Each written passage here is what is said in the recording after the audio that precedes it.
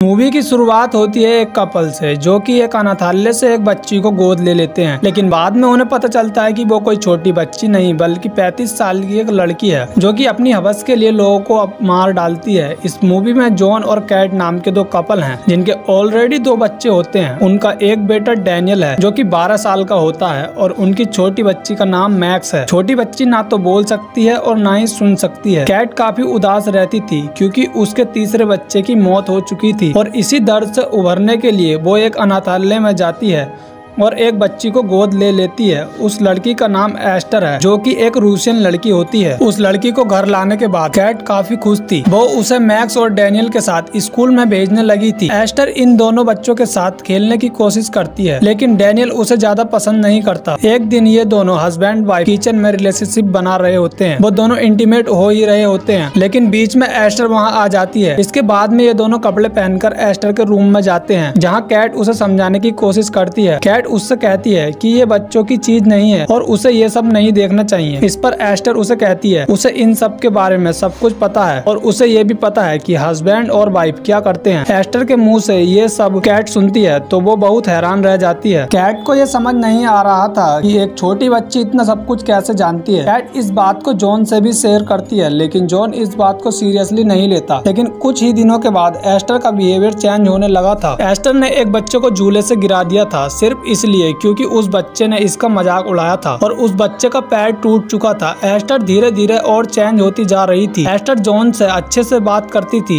लेकिन कैट से मिसबिहेव करती थी। कैट जब भी जॉन से इन बातों को शेयर करती तो जॉन कैट पर ही गुस्सा होने लगता था और कहता था कि वो अभी बच्ची है, ऐसा इसलिए ही कर रही है। इसी तरह एस्टर की वजह से उनके रिलेशनशिप में भी दरार आने लगी थी। कैट को धीरे धीरे एस्टर पर शक होने लगा था। तभी उसको अनाथालय की सिस्टर की बातें याद आती है। सिस्टर ने उन्हें बताया था इससे पहले एस्टर जिस फैमिली के पास थी, उनके घर अचानक से आग लग गई थी और सारे लोग मारे गए थे। और उनके घर आग कैसे लगी ये बात किसी को नहीं पता थी। अगले ही दिन कैट सिस्टर के पास आती है और सिस्टर कैट को बताती है जहाँ पर पहले एस्टर रहती थी वहाँ पर आग जानबूझकर लगाई गई थी, लेकिन आग लगाने वाले का पता नहीं चल पाया। सिस्टर उसे ये भी बताती है कि एस्टर जहाँ भी होती है उसके आसपास अजीब सी घटनाएं होती रहती हैं। कैट के साथ साथ सिस्टर को भी एस्टर पर शक था। सिस्टर कैट से कहती है कि वो इस बारे में और भी इंक्वायरी करेगी और उसे बता देगी, लेकिन तभी एस्टर रास्ते में उसे रोक लेती है और मैक्स के साथ मिलकर एस्टर उसे मार देती है। एस्टर ये बिल्कुल नहीं चाहती थी कि उसकी सच्चाई सबके सामने आ जाए। एस्टर मैक्स यानी छोटी बच्ची को डराकर धमका लेती है। जब डैनियल को इस बात का पता चलता है तब एस्टर डैनियल को भी धमका लेती है, उसे चुप रहने के लिए कहती है। इसी के दौरान एस्टर मैक्स की भी जान लेने की कोशिश करती है, लेकिन किसी तरह मैक्स की जान बच जाती है। इस कार एक्सीडेंट की जिम्मेदार एस्टर थी। कैट को इस बात का पता था और यही बात वो जॉन को बताती है, लेकिन जॉन कहता है कि ज्यादा पीने की वजह से तुम ऐसा बोल रही हो। इसी बीच कैट और जॉन के बीच बड़ी दरार आ जाती है, जिसका फायदा उठाकर एस्टर जॉन के करीब आने की कोशिश करती है, लेकिन जॉन समझता है कि वो एक छोटी बच्ची है और उसे ज्यादा सीरियसली नहीं लेता। वहीं दूसरी तरफ कैट एस्टर के बारे में डीपली सर्च करने लगती है। जब कैट एस्टर का रूम चेक करती है तो उसे वहाँ एक किताब मिलती है जहाँ बहुत सारे फोटोज होते हैं। ये उन लोगों के फोटोज थे जिन्हें एस्टर ने पहले मारा था। दूसरी ओर एस्टर डैनियल का ट्री हाउस जला देती है और उसे मारने की कोशिश करती है, लेकिन कैट किसी तरह डैनियल को बचा लेती है और उसे हॉस्पिटल ले जाती है, जहां एस्टर फिर से आकर डैनियल को मारने की कोशिश करती है, पर डॉक्टर के टाइम पर पहुंचने की वजह से डैनियल की जान फिर से बच जाती है। जिसके बाद कैट बिल्कुल पागल हो जाती है और एस्टर को मारने की कोशिश करती है। कैट बिल्कुल आउट ऑफ कंट्रोल हो चुकी थी, इसी वजह से उसे हॉस्पिटल में एडमिट करना पड़ता है। इस वक्त कैट हॉस्पिटल में होती है। इसी का फायदा उठाकर एस्टर जॉन के करीब आने की कोशिश करती है और वह एक यंग लेडी की तरह तैयार होकर जाती है और जॉन के करीब आने लगती है। वो जॉन को इम्प्रेस करने की कोशिश करती है, लेकिन इस हरकत के बाद जॉन उसके इरादे को जान लेता है। उसके बाद जॉन गुस्से में उससे कहता है कि मैं तुम्हें फिर से कल अनाथालय में छोड़ दूंगा। जॉन के ऐसा बोलने पर एस्टर को बहुत गुस्सा आता है। उसके बाद एस्टर गुस्सा होकर अपने रूम में तोड़फोड़ करने लगती है। इतने में ही जॉन वहाँ आ जाता है। जब जॉन उसके कमरे में जाता है तो वह कुछ पेंटिंग्स को देखकर हैरान रह जाता है, लेकिन एस्टर ने दीवारों पर बहुत सारी पेंटिंग्स बना रखी थी। उनमें से ज्यादातर पेंटिंग्स गंदी थी तभी एस्टर चाकू लेकर जॉन पर हमला कर देती है और जॉन को मार देती है। वहीं दूसरी तरफ कैट को एक आदमी का कॉल आता है और वो आदमी कैट से कहता है कि तुम जितनी जल्दी हो सके